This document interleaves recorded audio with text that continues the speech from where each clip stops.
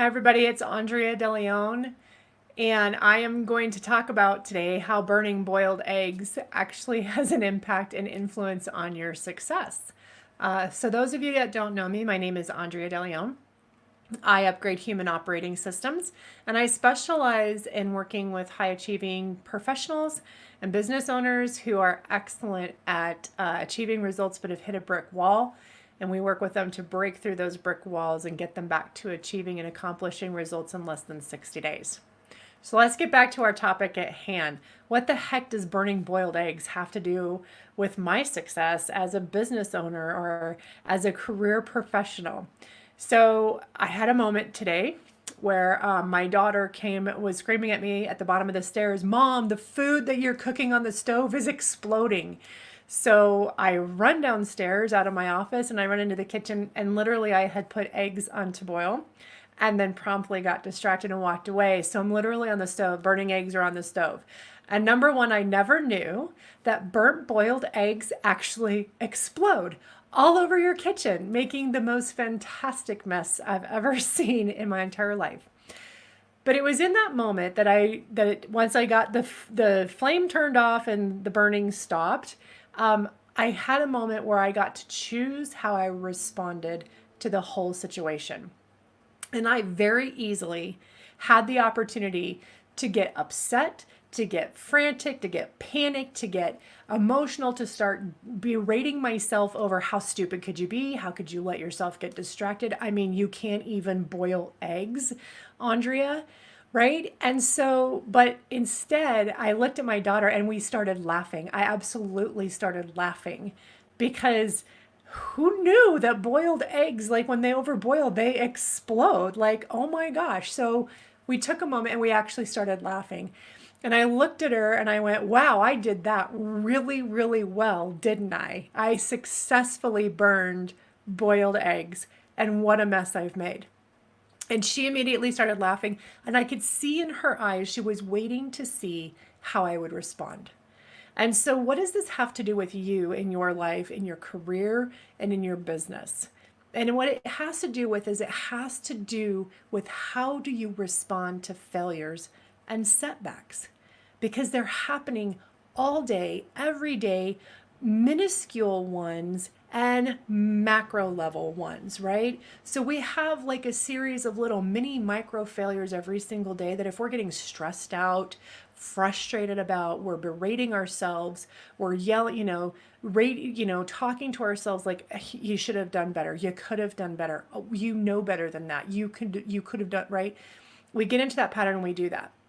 And what that does is it creates a habit for us that when we have macro level failures, we don't achieve our goals, we mess up a business deal, we say the wrong thing in a business meeting, we do the wrong thing in a networking event, etc., we are automatically programming ourselves to how we're going to respond to those macro level failures.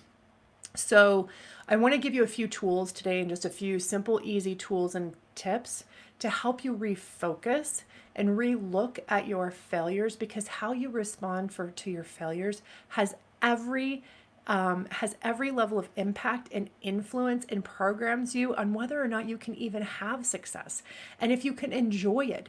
Because most people, the problem that we get into is we want this success, we want this big goal, we want to get there.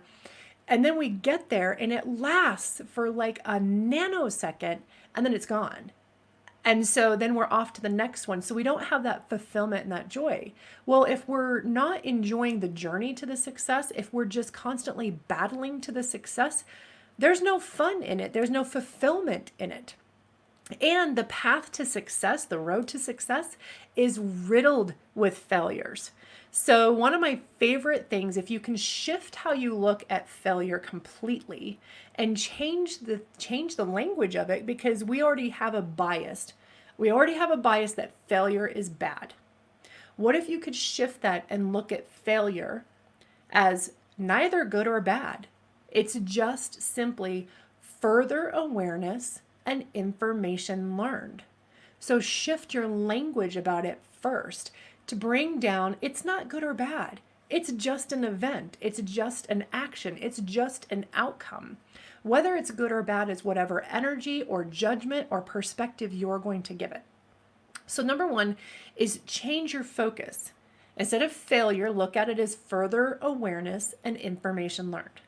The second thing kind of three ways to help you shift that focus is number one, choose your response initially. Can you diffuse? Can you find a level of neutrality? Can you find humor? Can you find curiosity? Can you find some type of moment of levity or laughter in it? So I was having a conversation with a client, and she works as a healthcare worker, and she was talking about how she was frustrated at work that she had this patient she was taking care of, and they were in an altered mental state and had some things going on, and they weren't following her directions, and she was so frustrated with it. And I said, what would happen if instead of being frustrated with them for not following directions, what would happen if you looked at them and went, wow, you're doing a really great job of not following my directions? I said, how would that make you feel? And she goes, oh my gosh, that would totally make me feel less stressed, less frustrated. It would help me kind of laugh about it. And then I could see a different way to go forward. So same thing, if you hit a moment of failure, can you find humor in it? Can you find some neutrality in it first? The second step you can do is then decide where you want to direct your attention. Your mind is immediately programmed to want to go pick up on every single failure you have ever done and remind you of all of the failures you've already had leading up to that point, reminding you of your pattern of failure. So you have to be stronger than what your mind wants to do for you, and you have to give it your direction and say, where do I want my direction to go? And if you keep your direction, your attention focused on only this immediate event and letting everything else not be attached to it, that's super helpful. It's just this event. It's just this moment. So direct your attention intentionally. And then the third thing is be your own voice of forgiveness. If you can't sit there and say, oh my gosh, that's hysterical. Well, a mistake. It happens. Moving on. Bygones. If you cannot be your own voice of forgiveness, how can you forgive yourself? How can others forgive you? How can you be prepared and programmed to forgive others when they make mistakes too? So what you're doing internally all the time, how you're programming yourself to respond to failures has everything to do with how you're responding, how you're setting yourself up for success in your career, in your business, in your professional life. If we can't find moments of humor, if you can't find and direct your attention only right here, right now, this crazy, massive programming computer up here, it's going to do all kinds of crazy things for you that it's set up to do, and they're not the right things for you. It's your job to be command and control, commander-in-chief of what's going on up inside your head and inside this body of yours. So yes, I burned boiled eggs. Yeah. Like, how many times, hundreds of times have I made boiled eggs or whatever? It was my lunch today, so now I don't have that for lunch, but bygones, moving on. Can you get there with your own? Can you do that in your business? Can you look at mistakes you've made, things that maybe you should know how to do, or things that you should have done, or maybe new things that you're trying and expecting yourself to be perfect at right away? If you can't make room for failure, you won't make room for success.